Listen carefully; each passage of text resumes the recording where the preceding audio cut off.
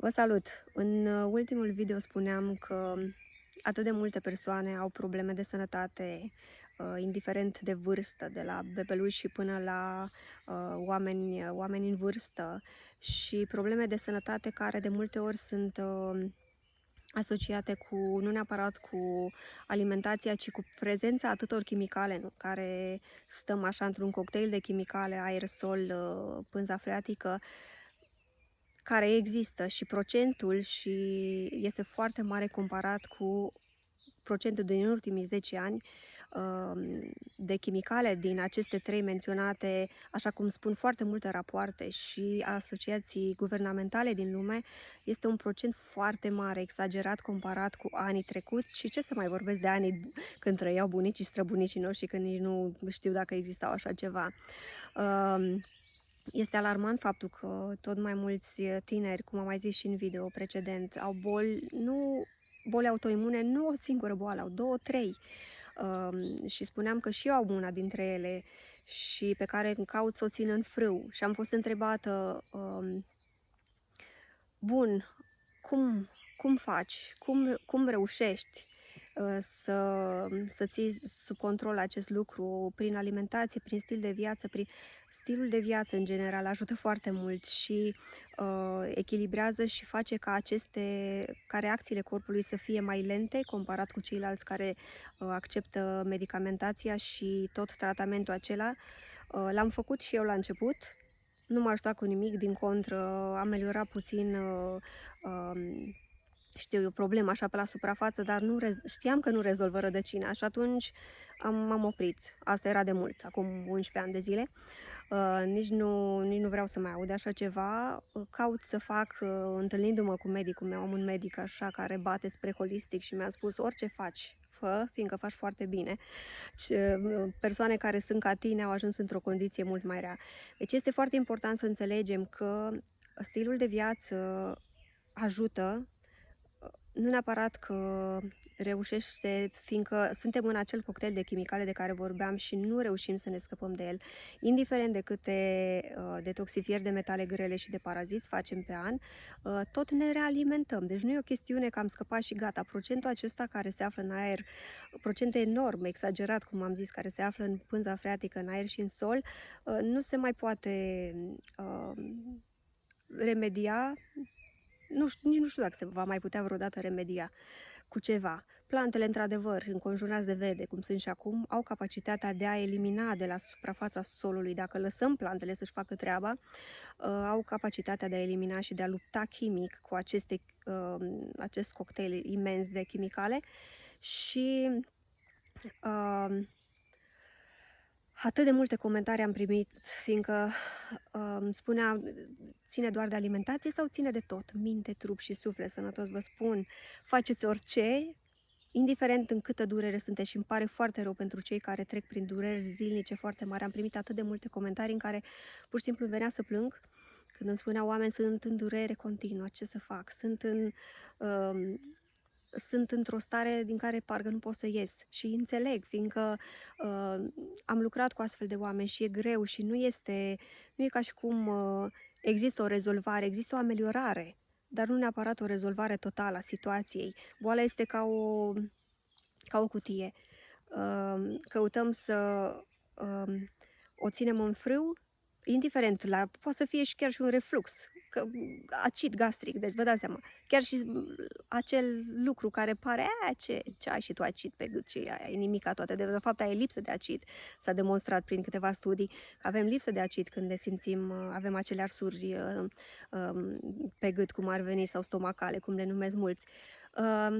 Și aceea este o problemă mare, vă dați seama, cineva să fie tot timpul cu problema asta, deci e greu să trăiești așa și să te, nu știu, să reușești să ții pasul. Și asta spuneam, că atât de multă lume mi-a scris că este în suferință și căutați, cum am mai zis și în alte videouri, să vă faceți bucurii în fiecare zi, să le căutați cu lumânarea. Știu că mă repet, căutați. Asta este, căutați-le cu lumânarea. Căutați să stați în natură, să stați pe jos în natură. Căutați să găsiți un izvor de calitate și să beți o apă bună de calitate. Să știi că e un izvor de munte care nu a fost afectat de, știu eu, altele că oricum e afectat din exterior, dar el, fiind acolo sus, este mult mai pur decât unul de jos, din câmpie.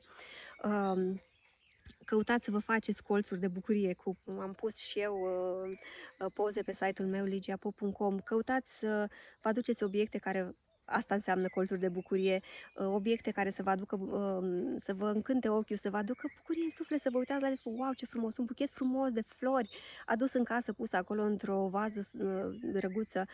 Eliminați lucrurile de care nu aveți nevoie din casă, fiindcă și acelea vă presează, vă fac să vă simțiți, să nu puteți să respirați. Vă dați seama când e o casă plină de tot felul de lucruri, parcă nu mai poți să respiri, parcă nu mai ai, parcă te vin pe tine așa într-un fel.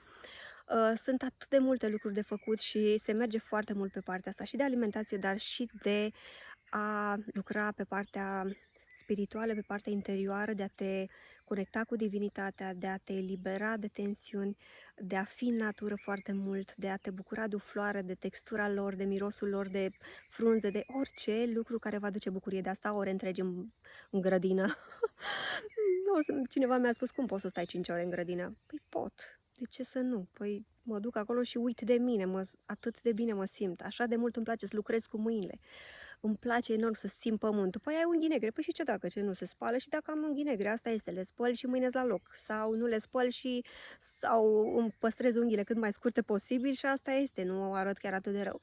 Sau, vai, ți se crapă mâna, se crapă pielea mâinii dacă nu ai omega-3, nu că de la pământ. Pământul nu are nimic, pământul e, mai ales dacă ești într-un loc curat, într-un loc în natură, cum suntem noi acum la țară, într-un loc înconjurat de atât de mulți copaci, de pădure, înconjurat de o livadă imensă, de o, nu știu, departe de șosea, fiindcă vorbeam înainte de noxele și metale grele pe care le au acestea. Sunt atât de multe de spuse pe acest subiect și deja 7 minute de video. Dar, dragilor, vă înțeleg foarte bine și chiar îmi zicea cineva și așa cu tristețe într-o măsură, dar pe de altă parte cu bucurie spunea, uite, eu am o boală autoimună și mi s-a zis că în 2 ani voi fi în scaun cu rotile. Și iată că au trecut 7 ani sau 8 ani de când am fost la doctor și sunt merg, sunt flexibilă într-o măsură, nu totală, dar sunt. Și doctorul s-a întâlnit cu mine și mi-a spus, ok, de ce mergi? Parcă tu trebuia să fii în scaun. Deci, starea de bine, a căuta lucrurile frumoase în viața de zi cu zi, alimentația care îmbogățită cu tot felul de plante comestibile. De asta am făcut și cursul acesta de plante comestibile pe care îl găsiți pe YouTube. Am tot zis de 20 de lei pe lună, nu e nimic. Am vrut să ajut, vreau să ajut și să înțelegeți că aceste plante din flora spontană și acum când mă duc pe jos, am să mă duc și am să-mi culeg 4-5 frunzulițe astăzi. Atât, nu trebuie să mâncați nu știu cât, fiindcă sunt atât de consistente și ele au capacitatea de a lupta cu metalele grele și tot ce se află în sol și în aer. Ele au capacitatea, aceste burieni, da, plantele comestibile considerate burieni ne pot ajuta. Și există, nu doar cursul acela plătit, există și pe site-ul meu o categorie cu plante comestibile, o categorie gratuită unde aveți atât de multe informații, poze, videouri, informații cum să facem, cum să le găsim. Ne-au fost date toate ca să ne ajute. Eu înțeleg că este greu și vă sunt alături cu cât pot, cu cât știu, fiindcă nici eu nu știu. Nu, am de învățat continuu în fiecare zi, am mai spus-o asta. Și vă susțin chiar și cu o vorbă bună, de multe ori. Asta e ce pot să fac, fiindcă mai mult nu pot să fac și nu știu. Nu cunosc terapeuți și oameni care să ajute în astfel de condiții întotdeauna. Dar facem ce putem ca să ne ajutăm unii pe alții și da, rezistați toți cei care suferiți, rezistați cu multă tărie și putere și credință și speranță că va fi mai bine și căutați să nu stați în starea aia, vai cât de rău mi este, vai cât de... Fiindcă chiar îmi zicea cineva, tu cum gestionezi chestia asta? Spui la rude, la prieteni? Eu nu spun la nimeni, eu nu mă plâng, nici mama nu știa, n-a știut foarte mulți ani. Mama mea, deci i-am spus foarte puțin, de ce să-i spun, de ce să o încarc cu foarte multe lucruri care nu sunt necesare,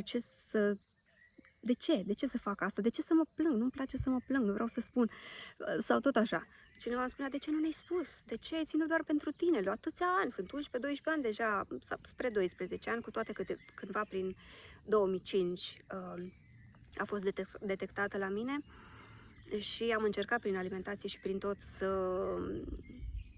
să fie bine și este și va fi și mai bine, fiindcă eu am speranță, fiindcă văd de la zi la zi, fără medicamente și fără nimic, prin suplimente și prin aceste plante comestibile care mă ajută atât de mult, simt foarte mulți pași înainte.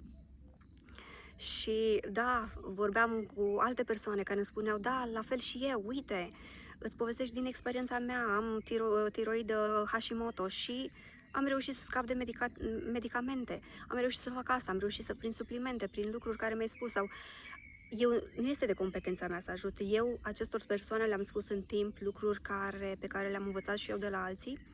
Nu le-am cerut un ban și nici nu, eu nu ofer consultație când vine vorba de afecțiuni, fiindcă nu este de competența mea. Dar am trimis link-uri. Uite ce a spus doctorul X, uite ce a spus omul de știință respectiv, că uite, acest supliment, și sunt studii făcute nu de acum, ci de ani de zile. Și m-a ajutat cu informația asta și îți mulțumesc foarte mult, persoana respectivă mi-a zis, plus altele. Deci v-am zis, important este să ne informăm, să căutăm, fiindcă informații încă sunt disponibile. Sunt atât de multe studii care susțin și suplimentele naturale și sunt atât de mulți oameni și medici holistici și terapeuți care pot ajuta în situații de felul ăsta. Nu știu, în România este un număr mai mic, dar au început și în România tot mai mult să fie și, nu tot mai mulți, fiindcă personal nici nu cunosc decât nici să-i număr pe degetele de la o mână nu pot, fiindcă nu sunt atât de mulți, dar există deschidere și tot mai mulți oameni învață și încep să spună și să povestească și din experiența lor, să descrie tot prin tot ceea ce au trecut și ceea ce au ajutat. Așa că vă sunt alături, dragilor, încă o dată am făcut un video foarte lung, 12 minute, dar voi mă știți pe mine că eu vorbesc mult și din dorința de a ajuta și din dorința la fel de a spune cât mai multe și vreau să ne fie bine la toți, vă salut și cu multe gânduri bune și sănătate la toată lumea.